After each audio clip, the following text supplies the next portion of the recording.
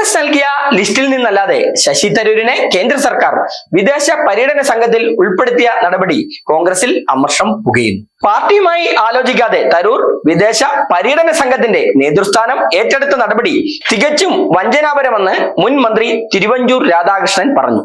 വിശ്വപൗരന് തിരുവനന്തപുരത്ത് മത്സരിക്കാൻ സീറ്റ് നൽകിയത് കോൺഗ്രസ് ആണ്, മറിച്ച് BJP അല്ല. ഇത് തരൂർ മറന്നു പോകരുതെന്ന് PJ കുര്യൻ ആവർത്തിച്ചു.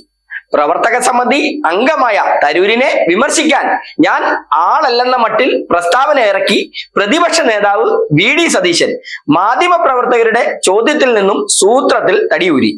K സുധാകരനെ KPCC പ്രസിഡന്റ് സ്ഥാനത്ത് നിന്ന് ഒഴിവാക്കിയതിന്റെ സങ്കീർണതകൾ കോൺഗ്രസിൽ നിലനിൽക്കുമ്പോഴാണ് കൂനിന്മേൽ കുരു പോലെ തരൂരിന്റെ ഇടയ്ക്കിടയ്ക്കുള്ള ഇത്തരം പ്രവർത്തികൾ.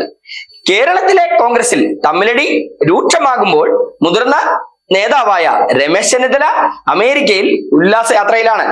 വരുന്ന തദ്ദേശ സ്വയംഭരണ തിരഞ്ഞെടുപ്പിലും നിയമസഭാ തിരഞ്ഞെടുപ്പിലും സുഗമമായി ഭരണത്തിലേറുമെന്ന് പ്രതീക്ഷിക്കുന്ന കോൺഗ്രസ് നേതാക്കന്മാരുടെ തമ്മിലടി മൂലം പാർട്ടി തന്നെ ഇല്ലാതെയാകുമെന്ന് അണികൾ പരസ്യമായി പറഞ്ഞു തുടങ്ങിയിരിക്കുന്നു. 2 വട്ടമായി ഭരണമില്ലാത്തതിനാൽ ഘടകകക്ഷികളും ആശങ്കയിലാണ്.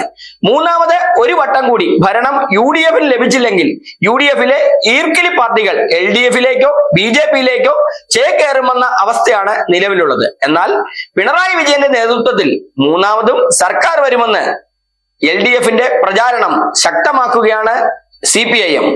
Zag news, Thiruvananthapuram. നേരിന്റെ വാർത്തകൾ നിങ്ങളുടെ വിരൽത്തുമ്പിലെത്താനായി സാഗ് ന്യൂസ് ചാനൽ സബ്സ്ക്രൈബ് ചെയ്തും ഷെയർ ചെയ്തും ഒരു ശരിയായ മാധ്യമ നിലപാടിനൊപ്പം നിൽക്കാൻ ഞങ്ങൾ നിങ്ങളെ ക്ഷണിക്കുന്നു.